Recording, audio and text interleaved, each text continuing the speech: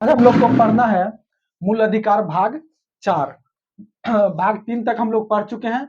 अब भाग 4 पढ़ना है। तो भाग 4 में कह रहा है कि धार्मिक स्वतंत्रता का अधिकार।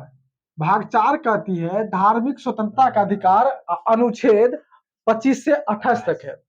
तो अनुच्छेद 25 हमको कहती है किसी धर्म को मानने, आचरण और प्रचार करने के लिए, यानी कि अनुच्छेद 25 हमको ये अधिकार देती है कि आप किसी भी धर्म से हो, किसी भी धर्म को आप भारत में क्या करते हैं, मान सकते हैं, प्रचार कर सकते हैं, उसके आचरण कर सकते हैं। ये हमको कौन देती है? अनुच्छेद 25।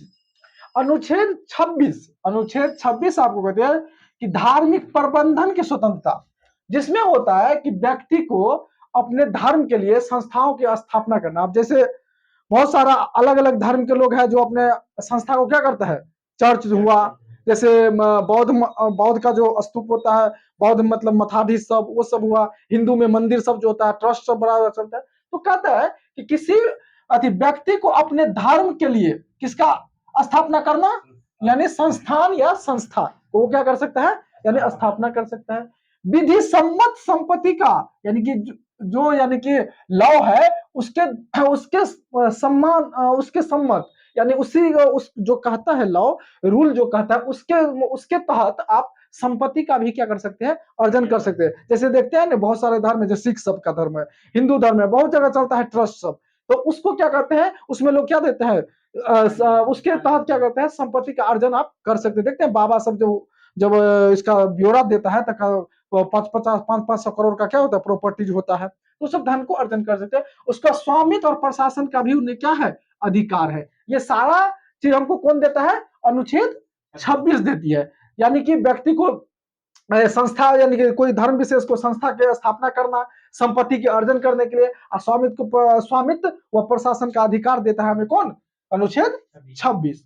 अनुच्छेद 27 कहती है कि धार्मिक संपोषित, यानी कहा गया है कि किसी राज्य में किसी भी व्यक्ति के, यानी किसी भी व्यक्ति के इस तरह का कर मतलब टैक्स, दान जिसको टैक्स के लिए बाध्य नहीं कर सकता है। राज्य किसी भी व्यक्ति को इस तरह के टैक्स देने से माना नहीं कर सकती है, बाध्य नहीं कर सकते हैं, या जिसकी आय क्या हो, धर्म या संप्रदाय के लिए निश्चित कर दिया गया हो। अब है ना, कोई आदमी 500 करोड़ दिया कि आप मंदिर खोलिए, मंदिर बनवाइए, मस्जिद बनवाइए, गुरुद्वारा बनवाइए, तो कहता है, उसी में कहता है कि राज्य किसी भी व्यक्ति को इस तरह के कर या टैक्स देने के लिए बाध्य नहीं कर सकते। जबरदस्ती आप नहीं कर सकते। आप कोई 10 रुपया दान देता है, कोई 10,000 देता है, तो इसके लिए आप बाध्य नहीं कर सकते हैं। जिसकी आय उसकी उसी में कहता है जिसकी आय विशेष धर्म या संप्रदाय के लिए क्या कर दी गई है, निश्चित कर दी गई है।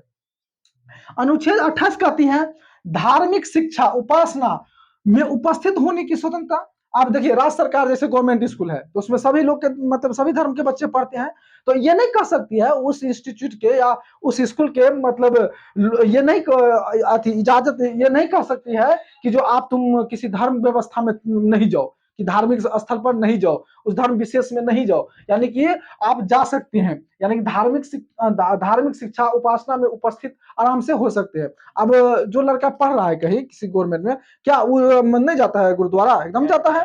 तो यही कहते हैं कि धार्मिक शिक्षा उपासना में उपस्थित होने की आपका क्या है, स्वतंत्रता। आप किसी भी स्कूल से, किसी भी गवर्नमेंट स्कूल से या किसी भी कहीं से भी शिक्षा अर्जन कर रहे हैं ना, तो वो संस्था ये नहीं रोक सकते कि आप इस धर्म के हैं तो उस धर्म में नहीं जाइए, ये नहीं कर सकती। आप इसके लिए क्या है, स्वतंत्र है ना।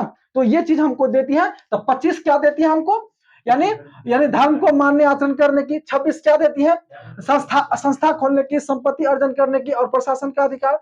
27 हमको क्या देती है, यानी कि टैक्स देने के लिए बाध्य नहीं कर सकता है, कर देने के लिए बाध्य नहीं, उसी तरह का कर जो बाध्य नहीं कर सकती है। धर्म संप्रदाय के लिए क्या करती है, निश्चित करती है उसकी आय। और 28 हमको कहती है कि शिक्षा, कोई भी आप पढ़ते लिखते हैं ना किसी मतलब संस्था में, तो वो संस्था आपको क्या करती है कि यानी कि दूसरे धर्म के विशेष में नहीं जाने से ये उसके लिए आप स्वतंत्र हैं, आप जा भी सकते हैं। हमारे क्या थे, भाग